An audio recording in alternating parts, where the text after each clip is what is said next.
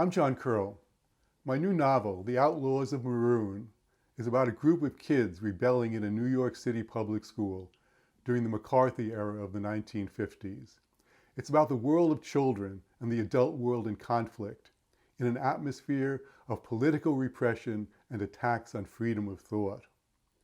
Much of the story takes place in the Little Woods, a fenced-off, abandoned lot not far from their school.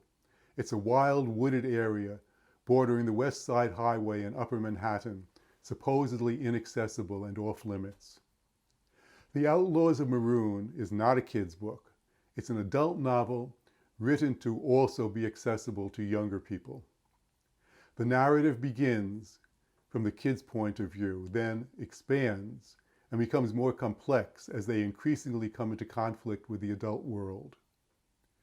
Gabe and Henry are both from working-class families, living on the fringes of a gentrifying Washington Heights neighborhood. They're both outsiders who feel oppressed by the city and by their school and threatened by bullies. They find a forgotten room in the foundations of a building and take it over as a hideout. Meanwhile, the Little Woods is threatened by developers, and their school is in turmoil because the vice principal has convinced herself that the school has been taken over by subversives, and she's determined to root them out. To defend themselves, Gabe and Henry bring other kids from their class down to the hideout, including two girls, Ari and Elke. All of them are in difficult home situations.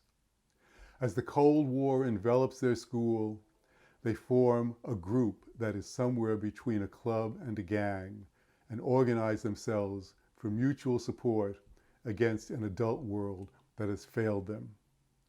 In the Little Woods and the hideout, they construct their own world and struggle there to live their dreams.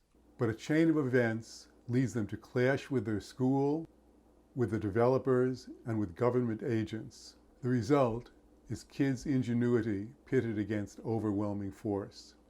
The Outlaws of Maroon tells a story about children organizing themselves when left to their own devices, banding together for support, learning to work together under difficult conditions, and using their collective ingenuities to succeed. It's also a tale about the end of childhood and the coming of consciousness. As to the title, as to what Maroon is or where Maroon is, I hope you'll read the book.